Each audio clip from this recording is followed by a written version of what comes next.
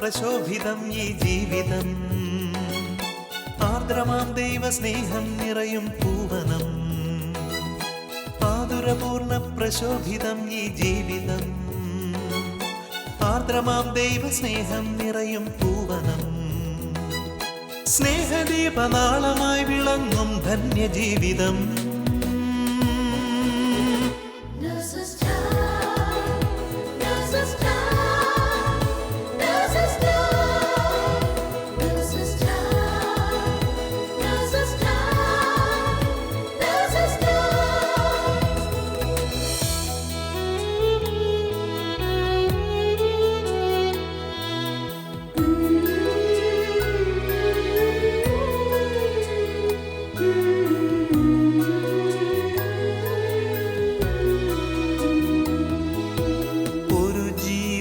ഭൂവിൽ പിറക്കുമ്പോൾ ഇരു കൈയും നീട്ടി വാങ്ങും നീ മാലാഖമാർ. ഒരു ജീവൻ മണ്ണിൽ പൊലിയുമ്പോൾ അരികെ ശാന്തമായ യാത്രയാക്കിയിടും ഭൂവിലെ മാലാഖമാർ.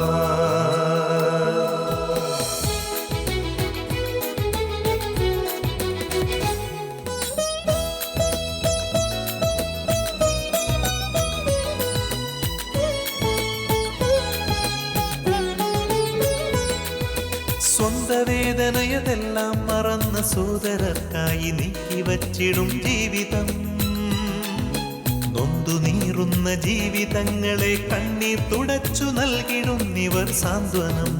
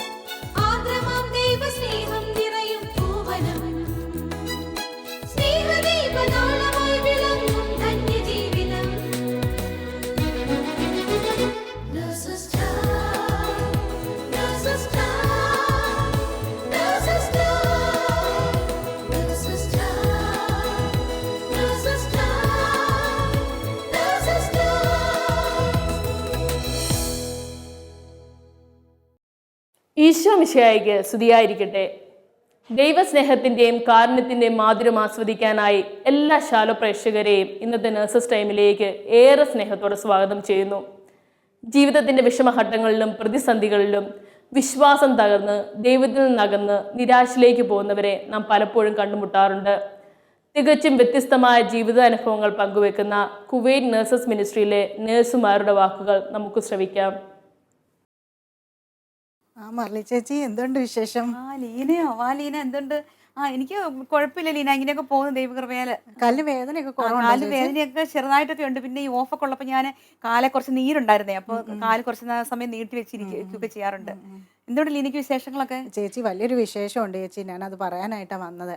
ചേച്ചി എൻ്റെ യു കെയിലേക്കുള്ള വിസയൊക്കെ അടിച്ചു. ഹസ്ബൻഡിൻ്റെ ഇപ്പോൾ പ്രോസസ്സിങ് നടന്നുകൊണ്ടിരിക്കുക ചേച്ചി. അപ്പോൾ ഞാൻ വിചാരിച്ചു ചേച്ചീനെ ഒന്ന് വന്ന് കണ്ടിട്ട് ചേച്ചിയുടെ വിശേഷങ്ങളൊക്കെ അറിഞ്ഞ് ചേച്ചിയുടെ കാര്യങ്ങളൊക്കെ പറയാൻ വേണ്ടിയിട്ട് വന്നതാണ്. ഓക്കെ ലീന. ശരി ചേച്ചി, നമുക്കെന്നാൽ ഹോളിലേക്ക് പോയിരുന്ന് സംസാരിക്കാം.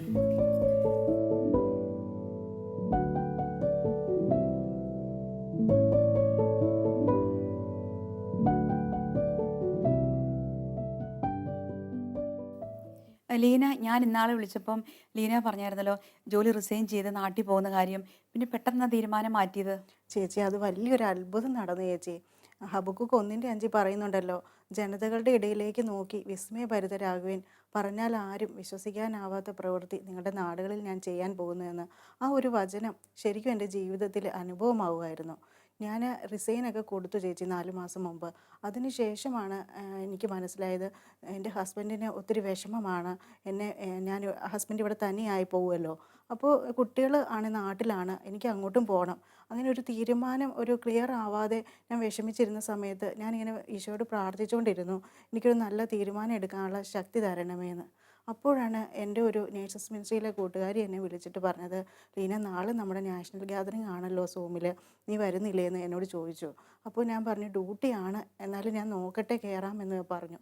അതിന് ശേഷം പിറ്റേ ദിവസം എനിക്ക് അതിന് അറ്റൻഡ് ചെയ്യാൻ പറ്റുന്ന വിധത്തിൽ ഈശോ സമയമൊക്കെ ക്രമീകരിച്ച് തന്നു.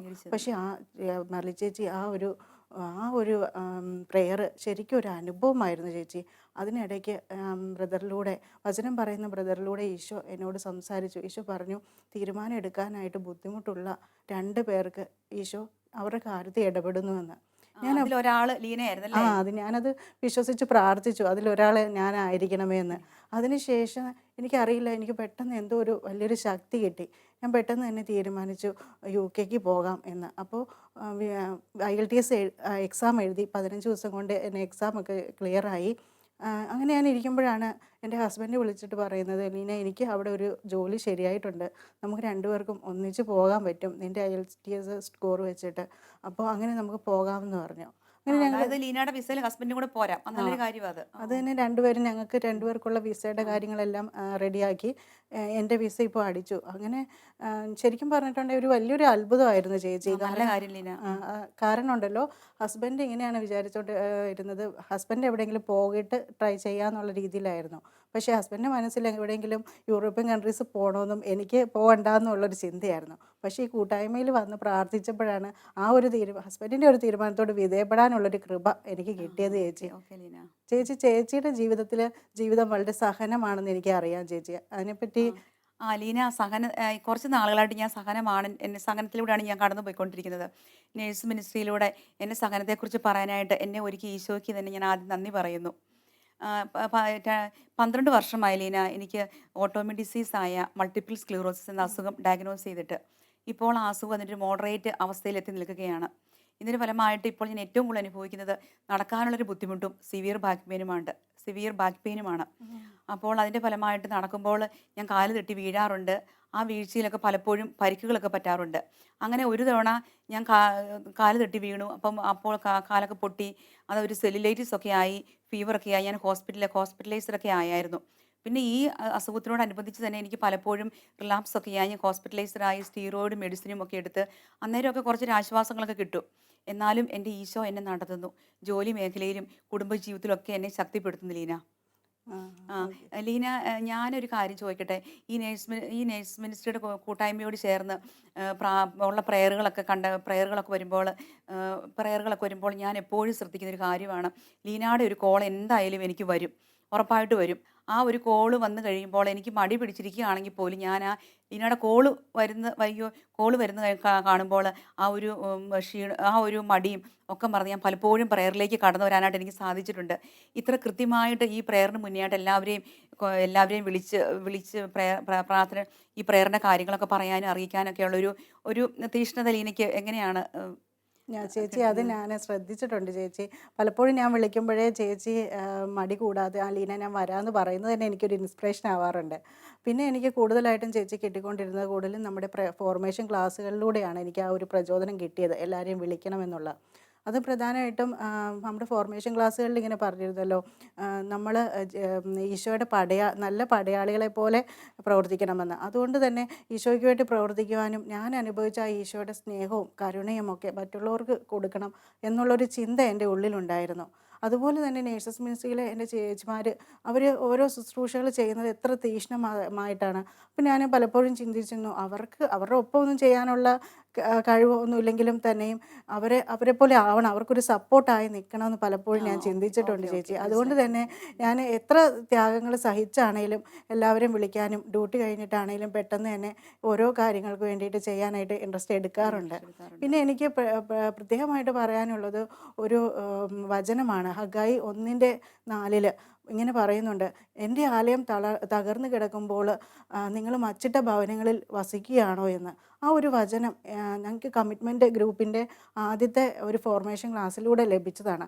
അത് എൻ്റെ ഹൃദയത്തിൽ ആഴമായിട്ട് പതിഞ്ഞിട്ടുണ്ട് മുരളി ചേച്ചി.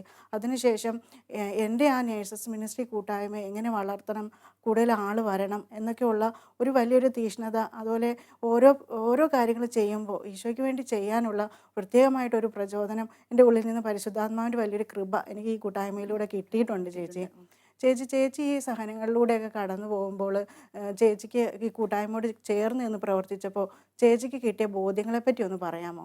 അതിനെക്കുറിച്ച് പറഞ്ഞാൽ ലീന, ഇന്ന് ഈ കൂട്ടായ്മയിൽ വരുന്നതിന് മുന്നേ എനിക്ക് ഈ സഹനങ്ങളെ എങ്ങനെ നോക്കി കാണണമെന്ന് അറിയില്ലായിരുന്നു. സഹനങ്ങൾ ഒന്നിനു പുറകെ ഒന്നായിട്ട് വന്നുകൊണ്ടിരുന്നപ്പോഴൊക്കെ ജോലി മേഖലയിലും കുടുംബജീവിതത്തിലൊക്കെ എൻ്റെ ഉത്തരവാദിത്തങ്ങൾ നിറവേറ്റാനായിട്ട് ഞാൻ വളരെ കഷ്ടപ്പെട്ട് പോയിക്കൊണ്ടിരുന്നൊരു സമയമായിരുന്നു. അന്നേരമാണ് ഒരു സഹോദരി എന്നെ നേഴ്സ് മിനിസ്ട്രിയിലെ കൂട്ടായ്മയിലേക്ക് എന്നെ കൊണ്ടുവന്നത്. അപ്പോൾ അങ്ങനെ പോയി പ്രാർത്ഥനയൊക്കെ തുടങ്ങി കഴിഞ്ഞപ്പോൾ ഞാൻ വിചാരിച്ചു, ഈ കൂട്ടായ്മയോട് നേഴ്സ് മിനിസ്ട്രിയുടെ കൂട്ടായ്മയോട് ചേർന്ന് നിന്ന് പ്രാർത്ഥിച്ച് കഴിയുമ്പോൾ എനിക്ക് എല്ലാവരോടും പ്രാർത്ഥിച്ച് എനിക്ക് സൗഖ്യം കിട്ടും, ആ സൗഖ്യം ഒന്ന് സാക്ഷ്യമായിട്ട് പറയാൻ പറ്റും എന്നൊക്കെയാണ് ഞാൻ കരുതിയത്. പക്ഷേ വചനത്തിൽ പറയുന്നുണ്ടല്ലോ, മനുഷ്യൻ പദ്ധതികൾ വിഭാവനം ചെയ്യുന്നു, അന്തിമ തീരുമാനം കർത്താവിൻ്റെ അത്രേ. അതെൻ്റെ ജീവിതത്തിൽ ഞാൻ ശരിക്കും അനുഭവിക്കുകയായിരുന്നു. പ്രാർത്ഥന കൂടിയതുകൊണ്ടോ പ്രാർത്ഥിച്ചുകൊണ്ടൊന്നും എൻ്റെ അസുഖമൊന്നും മാറിയില്ല ലീന, എനിക്കൊരു സൗഖ്യം കിട്ടിയതുമില്ല.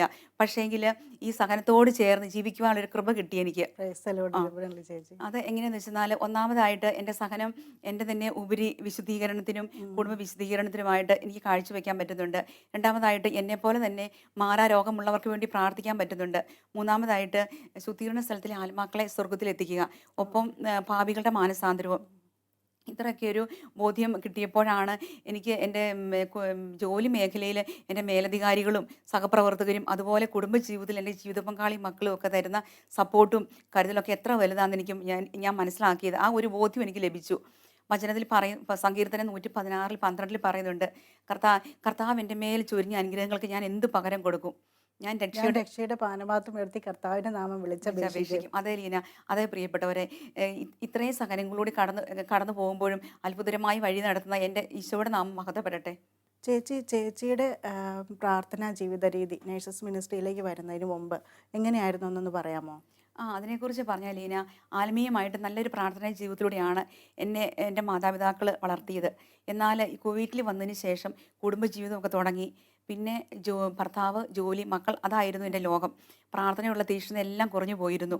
നേഴ്സ് മിനിസ്ട്രിയിൽ വന്നതിന് ശേഷമാണ് അതിനൊരു മാറ്റം ഉണ്ടായത്, ഇതൊക്കെ മാറ്റം ഉണ്ടായത്. അപ്പോൾ പിന്നെ ഫോർമേഷൻ ക്ലാസ്സുകളൊക്കെ അറ്റൻഡ് ചെയ്തപ്പോൾ എനിക്ക് ആ സഹനത്തിൻ്റെ മൂല്യം മനസ്സിലായി. അപ്പോൾ അന്നേരം ആ സഹനത്തിൻ്റെ മൂല്യം മനസ്സിലായതോടെ ഞാൻ ഈശോയോട് ഒത്തിരി വഴക്കടിക്കുകയും എൻ്റെ ആ ഒരു സഹനങ്ങളൊക്കെ ഓർത്ത് ഞാൻ ഒത്തിരി വഴക്കടിക്കുകയും പരാതി പറയുകയും പിറുകൊക്കെ ഞാൻ ചെയ്യുമായിരുന്നു. കാരണം ചില സമയത്ത് എനിക്ക് കുടുംബജീവിതത്തിലും ജോലി മേഖലയൊക്കെ ഞാൻ ഒത്തിരി ഞാൻ സഹനങ്ങൾ അനുഭവിച്ചിട്ടുണ്ട്. അപ്പോഴൊക്കെ ഈ സഹനത്തിൻ്റെ മൂല്യം എനിക്ക് അന്നേരം മനസ്സിലാകുന്നില്ലായിരുന്നു. പക്ഷേ ഈ കൂട്ടായ്മയിൽ വന്ന് പ്രാർത്ഥിച്ചതിനോട് ശേഷമാണ് ഞാൻ അങ്ങനെയുള്ള ഈശോയുടെ എനിക്കുള്ള ആ ഒരു പരാതികളും കരച്ചിലും ഒക്കെ കുറച്ച് കുറഞ്ഞത്. അത് പൂർണ്ണമായിട്ടും മാറ്റണം, അതിനുവേണ്ടി ഞാൻ പ്രാർത്ഥിക്കുന്നു. ലീന നേഴ്സ് മിനിസ്ട്രിയിൽ വന്നതിന് ശേഷം ലീനയ്ക്കുണ്ടായ അനുഗ്രഹങ്ങളെക്കുറിച്ചൊക്കെ ഒന്ന് പറയാമോ? ചേച്ചി, ഞാൻ 2009 കുവൈറ്റിലേക്ക് കടന്നു വരുന്നത്. അന്ന് ഞാൻ വന്നത് ഒരു അണ്ടർ കോൺട്രാക്റ്റ് കമ്പനിയിലായിരുന്നു വന്നത്. അതിന് എൻ്റെ ഹസ്ബൻഡ് ആ സമയത്ത് ഇവിടെ ഓൾറെഡി വർക്ക് ചെയ്തുകൊണ്ടിരിക്കുകയായിരുന്നു. അതിനുശേഷം ഈശോ ഞങ്ങൾക്ക് 2 കുഞ്ഞുങ്ങളെ നൽകി അനുഗ്രഹിച്ചു. പക്ഷെ ആ സമയത്ത് എൻ്റെ വലിയൊരു വിഷമം എന്ന് പറഞ്ഞു കഴിഞ്ഞാൽ വിശുദ്ധ കുർബാനയ്ക്ക് പോകാൻ പറ്റാത്തതായിരുന്നു. കാരണം ഹസ്ബൻഡിൻ്റെ ലോങ് ഡ്യൂട്ടി അവേഴ്സും ഓഫൊന്നും ഇല്ലാത്തത് കൊണ്ട് ഹസ്ബൻഡിന് എന്നെ കൊണ്ടുപോകാൻ പറ്റില്ലായിരുന്നു. പിന്നെ കുഞ്ഞുങ്ങളെയും കൊണ്ട് എനിക്ക് തന്നെ പോകാനും പറ്റത്തില്ലല്ലോ. അപ്പോൾ ഞാൻ വളരെയധികം വിഷമിച്ചിരുന്നു ചേച്ചി. ആ സമയത്ത് 5 വർഷം കഴിഞ്ഞപ്പോഴത്തേനും അങ്ങനെ ഞങ്ങൾ 5 വർഷം കഴിഞ്ഞ് കഴിഞ്ഞപ്പോഴാണ് സാമ്പത്തികമായി ഒത്തിരി പ്രതിസന്ധിയിലൂടെ കടന്നു പോകേണ്ടി വന്നു. പ്രത്യേകിച്ച് എൻ്റെ കുട്ടികളെ ഒക്കെ കാര്യങ്ങളും എക്സ്ട്രാ ചിലവുകളൊന്നും വഹിക്കാൻ പറ്റാതെയായി. അതുപോലെ തന്നെ എൻ്റെ കോൺട്രാക്റ്റ് നഷ്ടപ്പെട്ടു. ഹസ്ബൻഡിൻ്റെ ജോലിയിലാണെങ്കിൽ സാലറി കിട്ടാതെയായി. അങ്ങനെ ഒരു വലിയൊരു പ്രതിസന്ധിയിൽ കടന്നു വന്നപ്പോൾ ഞാനും ഹസ്ബൻഡും കൂടി പറഞ്ഞു നമുക്ക് നാട്ടിൽ കുട്ടികളെ ആക്കാമെന്ന് പറഞ്ഞു ചേച്ചി. അങ്ങനെയാണ് നിങ്ങൾ നാട്ടിൽ കുട്ടികളെ ആക്കുന്നത്? അങ്ങനെ ഞങ്ങൾ നാട്ടിൽ പോയി കുട്ടികളെ അവിടെ ആക്കി. അന്നേരം എനിക്ക് 2 ഒവേറിയൻ സിസ്റ്റം ഉണ്ടായിരുന്നു. അപ്പോൾ അത് റിമൂവ് ചെയ്യാൻ വേണ്ടിയിട്ട് ഞാനൊരു ഹോസ്പിറ്റലിൽ അഡ്മിറ്റായി. സർജറിയൊക്കെ കഴിഞ്ഞു ചേച്ചി. അത് കഴിഞ്ഞപ്പോൾ ഡോക്ടർ എൻ്റെ അടുത്ത് വന്നിട്ട് പറഞ്ഞു, ലീന പ്രാർത്ഥിക്കണം, പ്രത്യേകിച്ച് ബയോപ്സി റിസൾട്ട് എനിക്കൊരു ഡൗട്ടുണ്ട്, നീ അത് നോർമലാകാൻ വേണ്ടിയിട്ട് പ്രാർത്ഥിക്കണമെന്ന് പറഞ്ഞു. അതൊരു ഷോക്കായിപ്പോയല്ലേ? പെട്ടെന്ന് അത് കേട്ടപ്പോൾ ചേച്ചി ഞാനത് ഒത്തിരി ഷോക്കായിപ്പോയി. ഞാൻ കരഞ്ഞു, പ്രാർത്ഥിക്കാൻ തുടങ്ങി, ഒത്തിരി സ്തുതിച്ച് പ്രാർത്ഥിക്കാൻ തുടങ്ങി.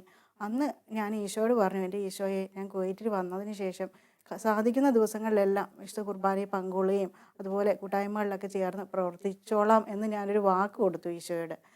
അത് കഴിഞ്ഞപ്പോൾ എൻ്റെ റിസൾട്ട് വന്നു, എല്ലാം നോർമലായി ചേച്ചി. Praise the Lord. ചേച്ചി, ദൈവം ഒത്തിരി വലിയ അനുഗ്രഹമാണ് അന്ന് എനിക്ക് തന്നത്. ഞാൻ അങ്ങനെ കുവൈറ്റിലേക്ക് തിരിച്ചു വന്നതിന് ശേഷമാണ് ചേച്ചി ഈ നേഴ്സസ് മിനിസ്ട്രി കൂട്ടായ്മയിലേക്ക് കടന്നു വരുവാനും വിശുദ്ധ കുർബാനയിലേക്ക് കടന്നു വരുവാനൊക്കെ തുടങ്ങിയത്.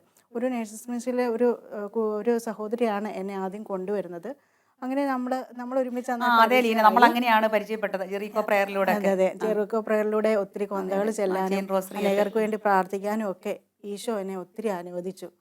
പക്ഷെ അങ്ങനെ ഞാൻ ആത്മീയമായിട്ട് വളർന്ന സമയത്താണ് ഈശോ ഇപ്പോൾ ഫോർമേഷൻ ക്ലാസ്സുകളിലൂടെ ഒക്കെ എനിക്കൊരു 4 അനുഗ്രഹങ്ങൾ ഈശോ തന്നു. പ്രത്യേകമായിട്ട് നമ്മുടെ ഫോർമേഷനിലുള്ള പങ്കാളിത്തവും കൂട്ടായ്മയിലുള്ള പങ്കാളിത്തവും അതുപോലെ തന്നെ ദശാംശം കൊടുക്കണമെന്നുള്ളൊരു ബോധ്യം. കാരണം ആ ജോലി നഷ്ടപ്പെട്ടിരുന്ന സമയത്താണ് എനിക്ക് ദശാംശം കൊടുക്കുന്നതിൻ്റെ ആ ഇമ്പോർട്ടൻസ് മനസ്സിലായത്. അതുപോലെ തന്നെ എനിക്ക് വലിയൊരു തീഷ്ണത വന്നത് വിശുദ്ധ കുർബാനയോടുള്ള ഒരു തീഷ്ണതയായിരുന്നു. അപ്പോൾ ഈ 4 അനുഗ്രഹങ്ങളിലൂടെ ഞാൻ കടന്നു പോയപ്പോൾ ദൈവം ആത്മീയ കാര്യങ്ങളിൽ ഞാൻ കൂടുതലായിട്ട് വളർന്നപ്പോൾ എൻ്റെ സാമ്പത്തിക മേഖലയിലും മറ്റ് അനുഗ്രഹങ്ങളൊക്കെ ഈശോ അനുഗ്രഹിച്ചു ചേച്ചി. അത് കഴിഞ്ഞപ്പോഴാണ് ഞങ്ങൾക്ക് നേഴ്സസ് മിനിസ്ട്രിയിൽ ഇൻ്റർസെഷൻ്റെ ലീഡർഷിപ്പ് ആ ഒരു ഉത്തരവാദിത്തം എനിക്ക് ലഭിച്ചത്. അത് ലഭിച്ചതിന് ശേഷം ആദ്യമൊന്നും ഒരു സെൻറ്റൻസ് പോലും പ്രാർത്ഥിക്കാൻ അറിയത്തില്ലായിരുന്നു. പക്ഷേ ഇന്ന് അനേകർക്ക് വേണ്ടി പ്രാർത്ഥിക്കാൻ തക്കവിധമുള്ള ഒരു കൃപ ഈ ഒരു കൂട്ടായ്മയിലൂടെ എനിക്ക് കിട്ടിയെന്ന് തന്നെ പറയാം. അതുവഴിയായിട്ട് നമ്മുടെ COVID-19 ആ സമയത്ത് വാട്സപ്പിലൂടെ കണ്ടിന്യൂസ് ചെയിൻ റോസറി ഒരു 1.5 വർഷത്തോളം ചെയ്യാൻ തക്കവിധം ഈശോ അനുഗ്രഹിച്ചു. എനിക്കറിയാം ലീന, ഞാൻ ഓർക്കുന്നു വാട്സപ്പിലൊക്കെ ലീന സ്ലോട്ട് ഇട്ട് കഴിയുമ്പോൾ empty സ്ലോട്ടുകളൊക്കെ കാണുമ്പോൾ ലീന അത് ഫില്ല് ചെയ്തുകൊണ്ടിരുന്നത് ഞാൻ ഓർക്കുന്നു. അത് പ്രാർത്ഥിക്കാൻ ശരിക്കും പറഞ്ഞാൽ ചെയ്ത് പ്രാർത്ഥിക്കാൻ തക്കവിധമുള്ള സമയവും, കാരണം കുട്ടികൾ ഇവിടെ ഇല്ല, ഹസ്ബൻഡും ഡ്യൂട്ടിയിലാണ്, അതുപോലെ ജോലി നൈറ്റ് ഡ്യൂട്ടി ഒന്നും ഇല്ലാത്തത് കൊണ്ടൊക്കെ നൈറ്റിലൊക്കെ ഇരുന്ന് പ്രാർത്ഥിക്കാനുള്ള ഒരു മടിയൊക്കെ മാറി ഉത്സാഹത്തോടു കൂടി കൊന്ത ചെല്ലാനും അതുവഴി ഒത്തിരി രോഗികൾക്ക് സൗഖ്യമായി എന്നുള്ള ഒരു സാക്ഷ്യം കേൾക്കാനും ചെല്ലുന്നുണ്ടായിരുന്നു. അതുവഴിയായിട്ട് ഒത്തിരി ഈശോ അനുഗ്രഹിച്ചു. അതുപോലെ തന്നെ പറയാനുള്ളത് എൻ്റെ ജോലി മേഖലയിലാണ്. ജോലി മേഖലയിൽ ഞാൻ ആദ്യമൊക്കെ പണ്ടൊക്കെ എന്ന് പറഞ്ഞാൽ വളരെ യാന്ത്രികമായിട്ടായിരുന്നു ഞാൻ ജോലി ചെയ്തുകൊണ്ടിരുന്നത്. അതായത് രോഗികളോടൊന്നും അത്ര സംസാരിക്കത്തൊന്നുമില്ലായിരുന്നു. പക്ഷേ ഈ കൂട്ടായ്മയിൽ വന്നതിന് ശേഷം രോഗികളോട് സംസാരിക്കാനും അതുവഴിയായിട്ട് അതുപോലെ നമ്മുടെ ചേച്ചിമാരുടെയൊക്കെ ആ ജീവിത അനുഭവങ്ങളും നേഴ്സസ് ടൈമിലൂടെ കിട്ടുന്ന അനുഭവങ്ങളൊക്കെ കേട്ടതിന് ശേഷം ഞാൻ ഇപ്പോൾ ഏത് രോഗിയെ കണ്ടാലും ആദ്യം കുറച്ച് സംസാരിച്ചിട്ടേ എന്ത് ചെയ്തു തുടങ്ങുള്ളൂ. അപ്പോൾ തന്നെ ഒരു പോസിറ്റീവ് റിസൾട്ട് എനിക്ക് കിട്ടി തുടങ്ങി. അതായത് നമ്മുടെ കരങ്ങളിലൂടെയല്ലേ ഈശോ പ്രവർത്തിക്കുന്നത്. അപ്പോൾ നമ്മുടെ കരങ്ങൾ വെച്ച് ഈശോ രോഗികൾക്ക് വേണ്ടി പ്രാർത്ഥിക്കുമ്പോൾ അവരിലുണ്ടാകുന്ന മാറ്റവും അതുപോലെ നമ്മുടെ കൂടെ ജോലി ചെയ്യുന്നവരിലുണ്ടാകുന്ന മാറ്റമൊക്കെ അനുഭവിക്കാനായിട്ട് എനിക്ക് സാധിച്ചു എന്ന് തന്നെ പറയാം. പിന്നെ എനിക്ക് കിട്ടിയ ഈ കൂട്ടായ്മയിലൂടെ എനിക്ക് കിട്ടിയ വലിയൊരു അനുഗ്രഹം എന്ന് പറഞ്ഞാൽ കുറേ നല്ല കൂട്ടുകാർ, അതുപോലെ തന്നെ എൻ്റെ ആത്മീയ നേതാക്കന്മാർ എന്തെങ്കിലും ഒരു ബുദ്ധിമുട്ട് വരുമ്പോൾ, അതായത് കുടുംബത്തിൽ പ്രശ്നങ്ങളോ ഏതെങ്കിലും വിഷമതകളോ തടസ്സങ്ങളോ ഒക്കെ വരുമ്പോൾ ഞാൻ ഇവരെ വിളിച്ച് പറയുമ്പോൾ അവരിൽ നിന്ന് കിട്ടുന്ന ആ വചനവും ആശ്വാസങ്ങളും ഒക്കെ എനിക്ക് ഒത്തിരി ശക്തിയായിട്ടുണ്ടെന്ന് തന്നെ പറയാം ചേച്ചി. നമ്മുടെ ഈ പ്രേക്ഷകർക്ക് വേണ്ടിയിട്ട് ചേച്ചിക്ക് ഈ സഹനങ്ങളോടൊക്കെ ചേർത്ത് വെച്ച് പോകുമ്പോൾ ഈ പ്രേക്ഷകരോട് എന്താ പറയാനുണ്ട്? ഈശോ സ്നേഹിക്കുന്നവർക്കാണ് അവിടുത്തെ കുരിശുകൾ വഹിക്കാനുള്ള ഭാഗ്യം ലഭിക്കുന്നത്. ഈ ഒരു തിരിച്ചറിവാണ് ജോബിനെ ഇങ്ങനെ പറയാൻ പ്രേരിപ്പിച്ചത്. ദൈവകരങ്ങളിൽ നന്മ സ്വീകരിച്ച നാം തിന്മ സ്വീകരിക്കാൻ മടിക്കുകയോ? അതേ പ്രിയപ്പെട്ടവരെ, ഈശോ അറിയാതെ നമ്മുടെ ജീവിതത്തിൽ ഒരു സഹനങ്ങളും കടന്നു വരുന്നില്ല. സഹനത്തിൻ്റെ തീച്ചൂളിൽ കൂടി കടന്നു പോകുന്ന എല്ലാ ദൈവമക്കൾക്കും എൻ്റെ ഈ ഒരു സാക്ഷ്യം പ്രചോദനമാവട്ടെ. ഈശോ മിശിഹായ്ക്ക് സ്തുതിയായിരിക്കട്ടെ. ദൈവസ്നേഹത്തിൻ്റെയും കരുതലിൻ്റെയും ദൈവാനുഭവങ്ങളും സഹനത്തിൻ്റെ നടുവിൽ ദൈവത്തോട് കൂടുതൽ അടുത്തതിൻ്റെ സാക്ഷ്യവുമാണ് നാം കേട്ടത്. ഈ സഹോദരങ്ങളുടെ ജീവിതത്തിൽ ദൈവം ചെയ്ത കൃപകളെ ഓർത്ത് നമുക്ക് അവിടത്തോട് നന്ദി പറയാം. നമ്മുടെ ജീവിതത്തിൽ പ്രതിസന്ധികളും ബുദ്ധിമുട്ടുകളും രോഗങ്ങളും ഉണ്ടാവുമ്പോൾ കൈവിടാതെ നമ്മെ തോളിലേറ്റി അമ്മയെപ്പോലെ പരിപാലിക്കുന്ന നമ്മുടെ ദൈവത്തെ നാം മുറുകെ പിടിക്കണം. നമ്മെ പൂർണ്ണമായി അവിടത്തേക്ക് വിട്ടുകൊടുത്തുകൊണ്ട് ദൈവഹിതം നമ്മിൽ നിറവേറാനായി നാം പ്രാർത്ഥിക്കണം. അതിനുള്ള കൃപയ്ക്കായി ലോകമെമ്പാടുമുള്ള എല്ലാ നഴ്സുമാരെയും അവരുടെ കുടുംബങ്ങളെയും പരിശുദ്ധ അമ്മയുടെ വിമല ഹൃദയം വഴി ഈശോയ്ക്ക് സമർപ്പിച്ചുകൊണ്ട് നമുക്ക് പ്രാർത്ഥിക്കാം. ഓരോ നഴ്സും ഒരു വിശുദ്ധനായി തീരട്ടെ, ഒരു വിശുദ്ധയായി തീരട്ടെ. ആമേൻ. ദൈവമാതാവും ഞങ്ങളുടെ അമ്മയുമായ കന്യകാമറിയമേ, ഫാത്തിമാനാഥേ, എൻ്റെ കുടുംബത്തെയും തിരുസഭയെയും മാനവകുലത്തെയും ലോകമെമ്പാടുമുള്ള നേഴ്സുമാരെയും അങ്ങേ വിമല ഹൃദയത്തിന് പ്രതിഷ്ഠിക്കുന്നു. അങ്ങേ ശക്തിയുള്ള സംരക്ഷണത്തിൽ ഞങ്ങളെ കാത്തുകൊള്ളണമേ. ആത്മീയവും ശാരീരികവുമായ സകല അപകടങ്ങളിലും ക്ലേശങ്ങളിലും നിന്ന് ഞങ്ങളെ രക്ഷിച്ചു കൊള്ളണമേ. എല്ലാറ്റിലും ദൈവേഷ്ടം കണ്ടെത്തി നിറവേറ്റുവാനും യേശുവിൻ്റെ തിരുഹൃദയത്തിന് പ്രീതികരമായ വിധത്തിൽ ജീവിച്ച് സ്വർഗഭാഗ്യത്തിൽ എത്തിച്ചേരുവാനും കാരുണ്യനാഥേ, ഞങ്ങളുടെ സ്നേഹമുള്ള അമ്മേ, ഞങ്ങളെ സഹായിക്കണമേ. ആമേൻ.